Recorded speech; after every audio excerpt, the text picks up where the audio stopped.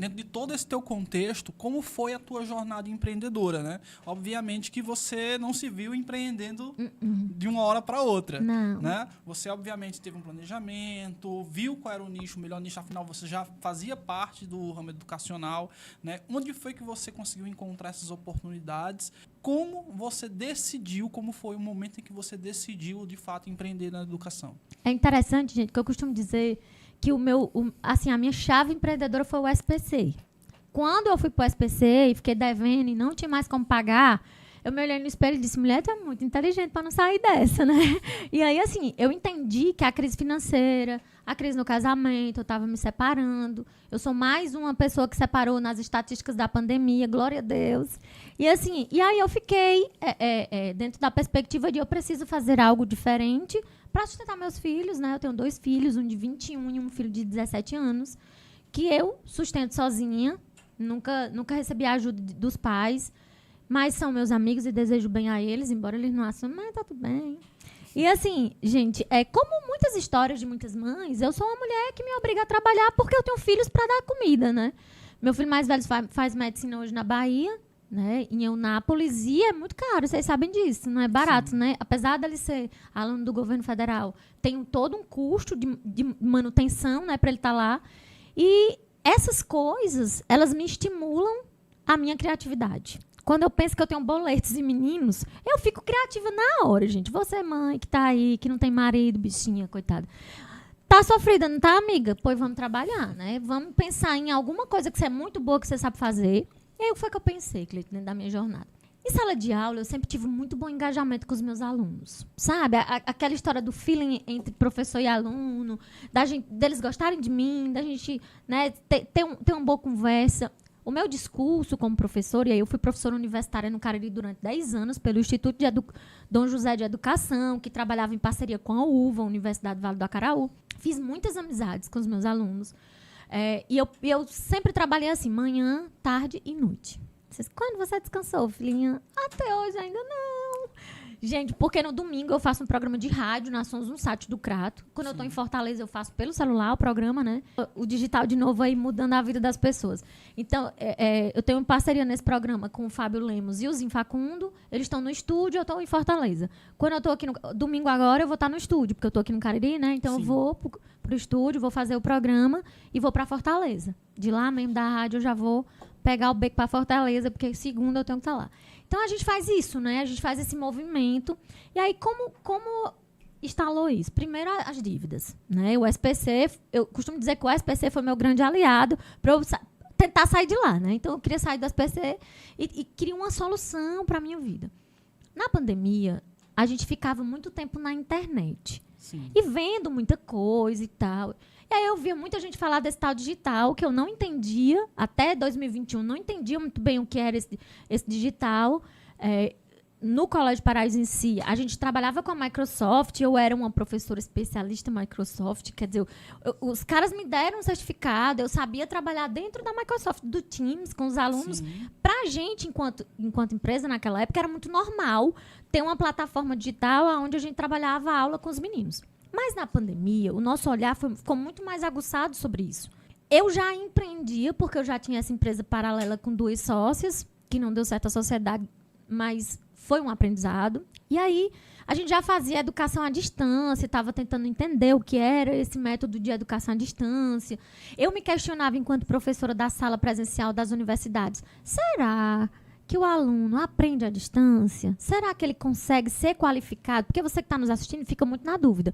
Olha, Flávio, se eu fizer pedagogia à distância, você é uma boa professora? Se você tiver leitura, se você tiver boa vontade de engajamento, vai. Se você for preguiçoso, não vai. Porque quem tem preguiça não é bom em nada. Inclusive nem no presencial, né?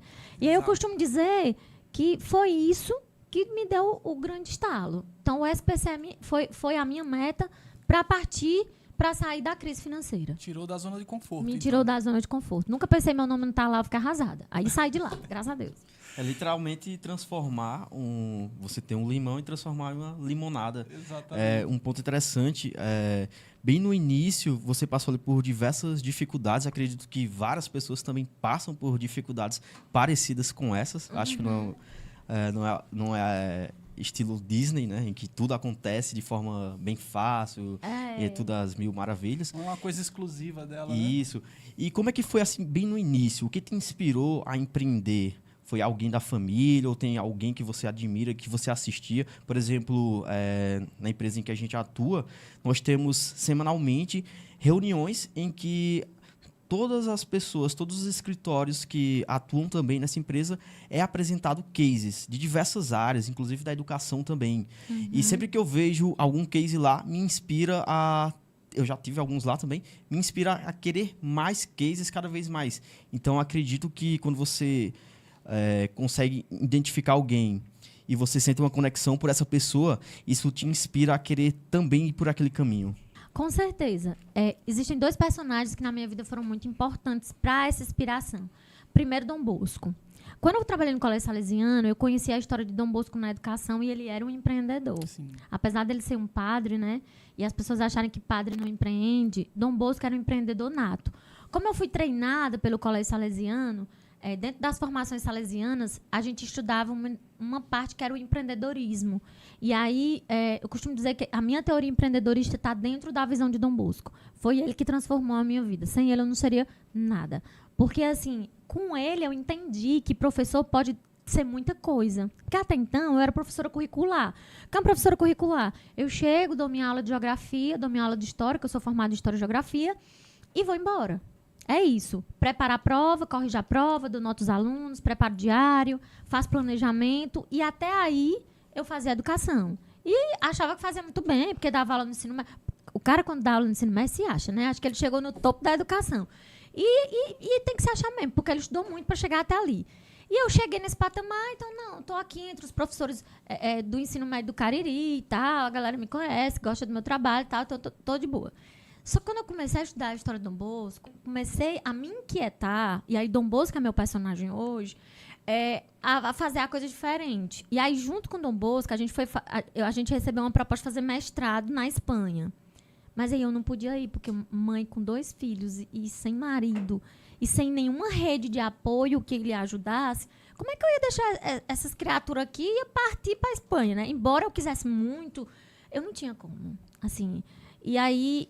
alguns professores da rede foram, o professor Ivan Nascimento foi, outros professores foram, mas eu realmente não conseguia. Não conseguia mesmo, porque, como mãe, não dava condição.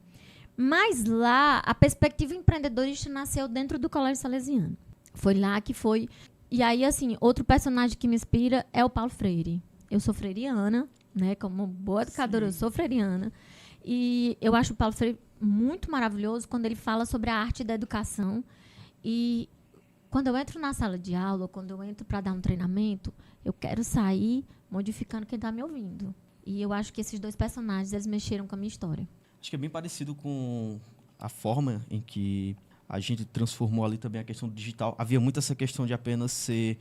vou apenas fazer aquilo que estão me pedindo e o que eu vou lucrar mais. E aí houve essa transformação em que deixou de ser nessa questão de apenas fazer o que é pedido e um foco maior na questão do resultado. Um exemplo disso é que semanalmente a gente realiza reuniões onde a gente apresenta realmente resultados em vendas. Não apenas... olha, foi criada essa campanha, essa imagem. A gente apresenta, nós montamos um dashboard em BI onde é apresentado o valor que foi investido durante aquela semana, quanto que retornou. A gente faz toda essa mensuração, que é o que a gente costuma chamar de marketing. Isso, interessante. Algumas informações, obviamente, eu fui atrás para entender como era a parte de empreendedorismo na educação, porque eu já trabalhei com marcas, né, que lidavam justamente com a aquisição de novos alunos, retenção desses alunos, né? E explorando um pouco mais, eu vi que boa parte do PIB brasileiro, 7%, na verdade, né, é responsável ali por trazer aí um bom resultado para o Brasil, né? 7% do PIB passa pela educação, né? Sem falar que são mais de 8 milhões de pessoas empregadas no ramo da educação, o que torna um mercado muito importante, principalmente para as pessoas que querem empreender nesse nicho, né? Mas você me falou que tem negócios hoje que atuam com EAD, né? Você tem, né, negócio físico também.